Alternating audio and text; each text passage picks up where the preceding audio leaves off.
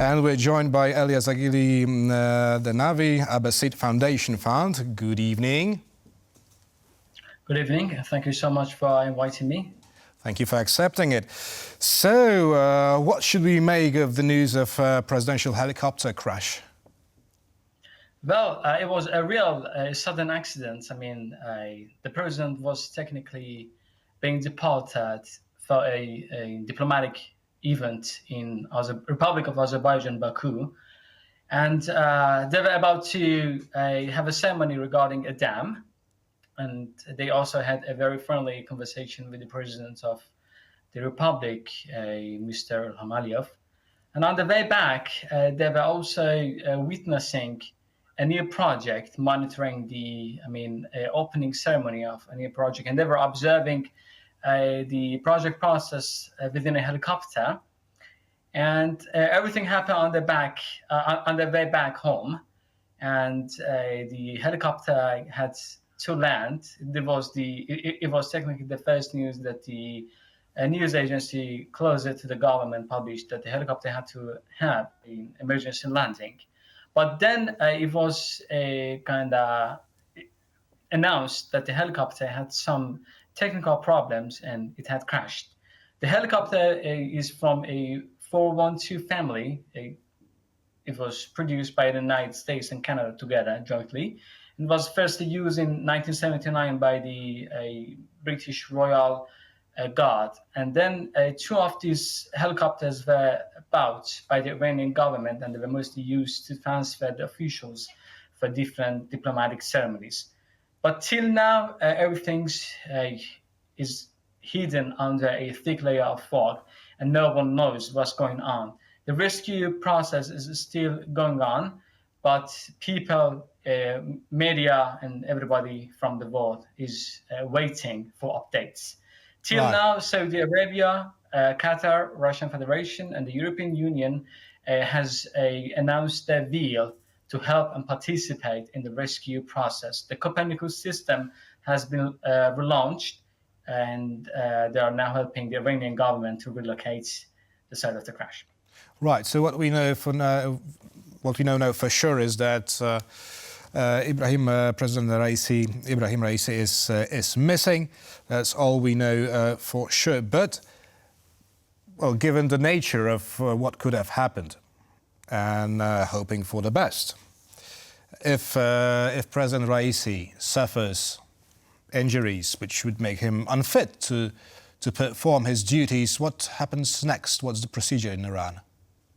Well, there is a formal procedure for such incidents mentioned in the Constitution. Article 131 states that if anything happens to the president and makes him unfit to continue his role as the president of the country, the head of the judiciary, together with the head of the parliament, and with the positive votes of the supreme leader, should convey the role of the presidency to the first minister of the country. And at the moment, Dr. Mohber is the first minister of the country.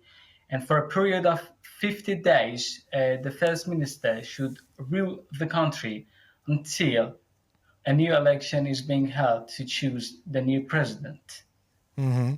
And how important is president in Iran's political system? Well, that's a complicated question, to be honest. The president is technically responsible to implement the constitution and also for any executive order or any executive, anything that is executive technically. So you see, it's a very important role. And the president is responsible for international negotiations, for diplomatic ceremonies and events. And he simply should rule the country. He's the person who is in charge for everything. Although there are other institutes responsible for implementation of the constitution, but the presidency office is the main source of implementation and the main source of action in the country. So it's a very high-profile and important position, and it can easily bring the country to the edge of a chaos if anything happens to the president. at least in terms of a psychological upheaval, or let's say some social upheaval till things settle down. And yet he's not the leader of the country, right?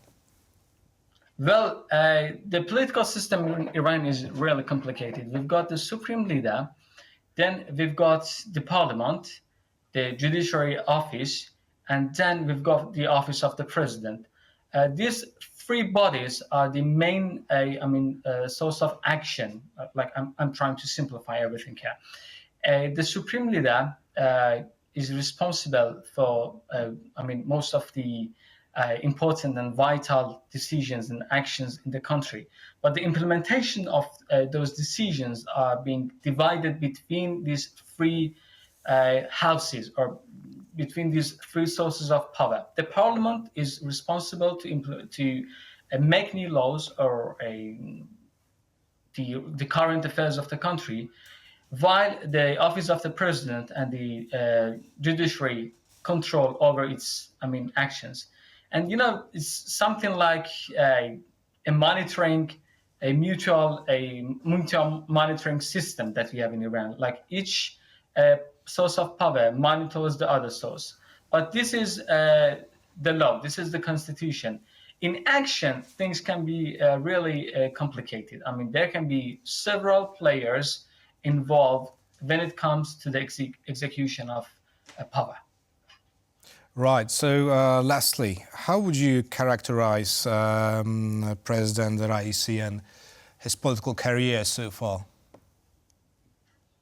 Well, President Raisi started his career years ago.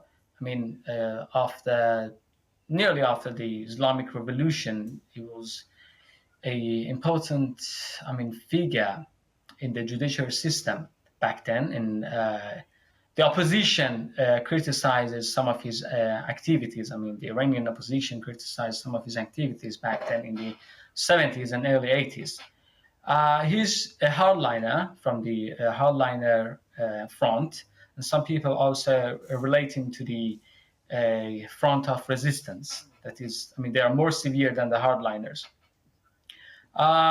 Before becoming the president, he was the head of judiciary system in Iran. He's a judge, and he was also a religious figure in Mashhad, which is now suffering from a flood. So he has been shifted in different positions, but the local sources always say that he has a close, a relation with the current supreme leader, and also some important military figures and bodies in Iran. He was popular, or let's say he is. We pray and we hope for his safety. He's a popular figure among IRGC and also the other bodies close to the government. Mm-hmm. Ellias Aghili Dehnavi, Abhaseed Foundation Fund, thank you so much for shedding more light on current events in Iran. Thank you. The pleasure is all mine. Thank you so much for inviting me, and have a lovely evening. You too.